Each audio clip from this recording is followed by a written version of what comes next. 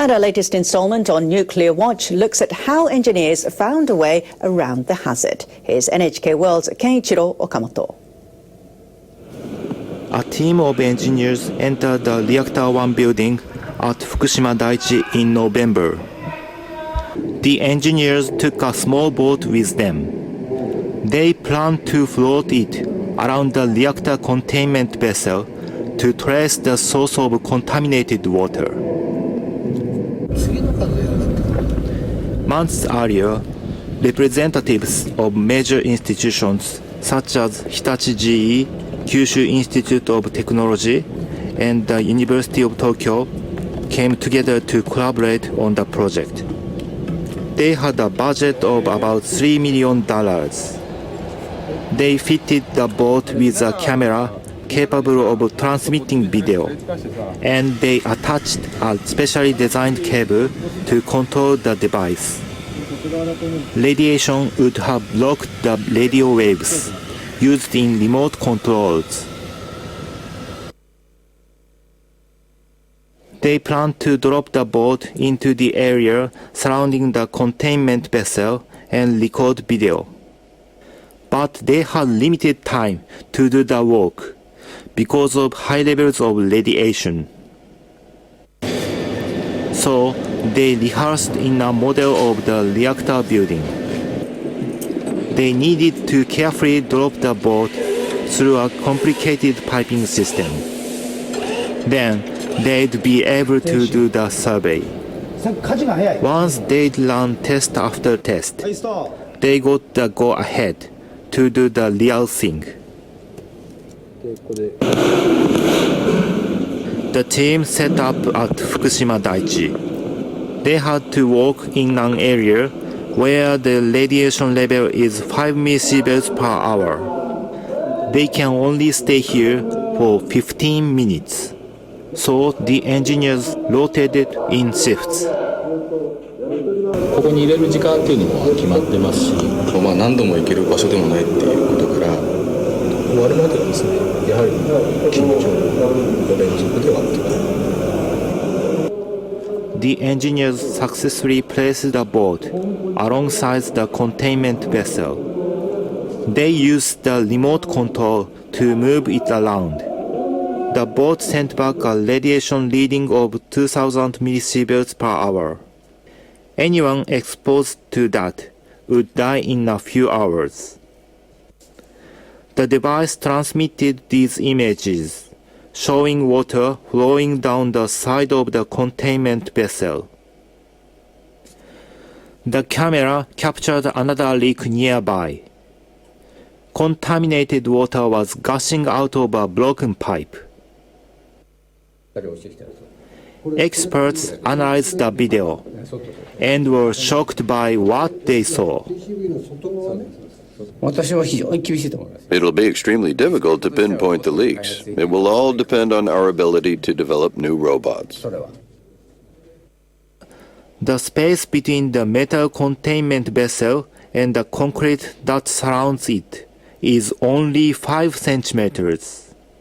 That makes it hard for engineers to get a picture of the crack so they can figure out how to fix it. Managers of Fukushima Daiichi need to find out where radioactive water is coming from in order to proceed with the decommissioning process. But they are facing an uphill battle, one that underscores the difficulties presented by the nuclear crisis. Kenichiro Okamoto, NHK World.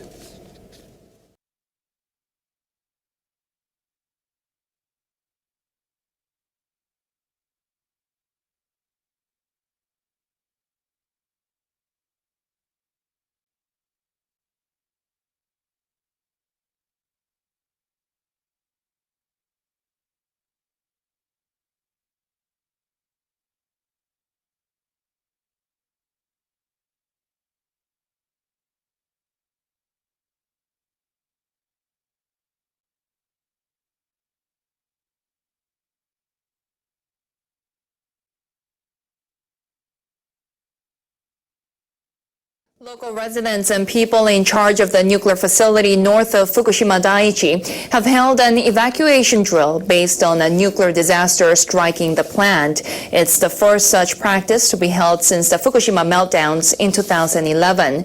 The exercise assumed that radioactive substances were released from the Onagawa plant of Tohoku Electric Power Company after a major earthquake knocked out all power. The plant lies about 100 kilometers north of Fukushima Daiichi. Participants included about 800 people from the Miyagi prefectural government, 7 municipalities, hospitals, and police and fire stations. Officials also linked up with the Nuclear Regulation Authority Secretariat through video. They shared information about which residents needed to be evacuated or ordered to stay indoors. The town of Misato held a drill in which all residents within 30 kilometers of the plant are ordered to take shelter indoors. I was calm because I knew it was a drill, but I worry how I would react if a real disaster strikes. I'm not sure I could move like I did today. New government guidelines have increased the number of people around the Onagawa plant who will need to evacuate from 18,000 to 210,000. But the safety plans are behind schedule. The municipalities have yet to compile the required evacuation measures.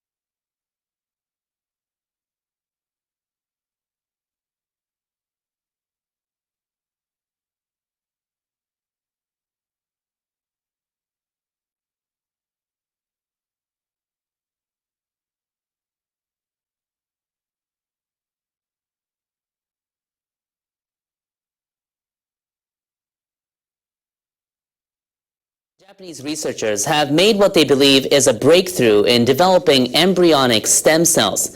They say that by exposing the cells to stress, they can produce the cells faster and easier. The researchers soaked lymphocytes, a type of white blood cell from baby mice, into a mildly acidic solution for about 30 minutes. They then cultured them. The team says the process activated genes that keep cells pliable enough to allow them to develop into various types of cells. They put the cells into mice and confirmed that they developed into skin, muscle, and other types of cells. The researchers from the Institute Riken and other institutions have dubbed the phenomenon stimulus-triggered acquisition of pluripotency. STAP cells have similar qualities to induced pluripotent stem cells, which are created by putting genes into cells. But the researchers say the new method is simpler and quicker. They say the research will contribute to studies on regenerative medicine and immunity. They'll now study whether they can apply the technique to human cells. Japan are trying to rein in nature and save lives. Heavy snow blankets areas along the Sea of Japan coast in winter. It can sometimes trigger disasters that kill and injure. So the scientists are experimenting with a technology that produces rain and snow to reduce it. NHK World's Sachio Sugita shows us how it works. In mid-January, Japanese scientists conducted an experiment. This is the view from 3.5 kilometers above the sea near Akita. This cloud will drop a lot of snow when it reaches land. The plane carried liquid carbon dioxide. It's to be released in the cloud to control snowfall. Researchers have long been studying and using this technology to produce rain and snow, aiming to solve water shortages. Professor Kikuro Tomine is a leading Japanese researcher in this field. Japan has suffered water shortages, but in recent years, a record amount of rain and snow has fallen. Tomine has been working on ways to apply this technology to curb precipitation on land and the resulting natural disasters.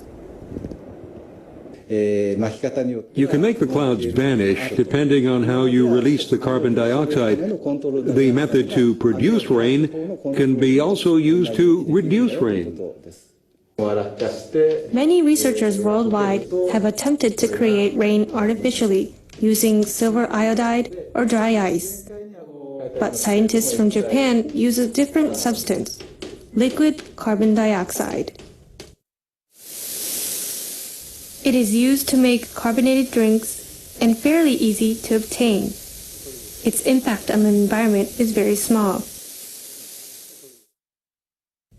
For this experiment, liquid carbon dioxide was blasted into a cloud that might produce snow. Inside the cloud, ice crystals form because the liquid carbon dioxide cools the water vapor instantly.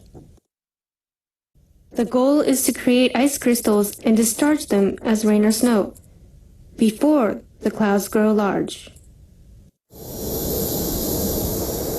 On the day of the experiment, the researchers head offshore of Akita Prefecture. Heavy snow has been falling there every day. I'm aiming for the part in front that's swelling. Is that okay? That's it. We're ready to discharge. They had fired off about 13 kilograms of liquid carbon dioxide. The cloud began to change after half an hour. This is the cloud. It's getting fuzzier. The cloud at the back was not treated. The mist in the front of it is a cloud that was sprayed. It had thinned out because the moisture has been reduced. The snow created by the experiment was seen falling into the sea. They checked the radar images of the cloud.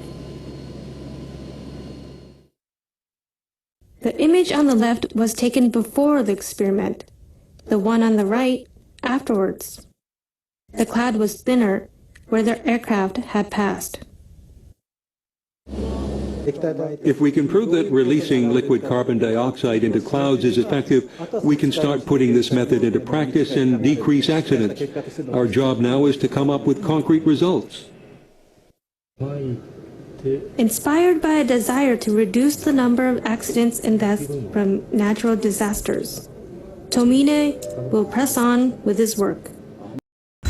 A study just published by the United States government reports the discovery that low-dose radiation is so safe, evacuations from future nuclear disasters may be unnecessary.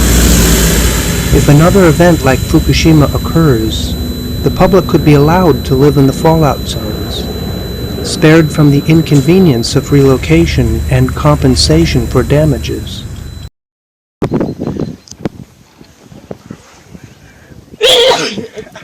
Excuse me, is that on your video? Yeah. I'll probably put music over it. Go ahead and shoot it.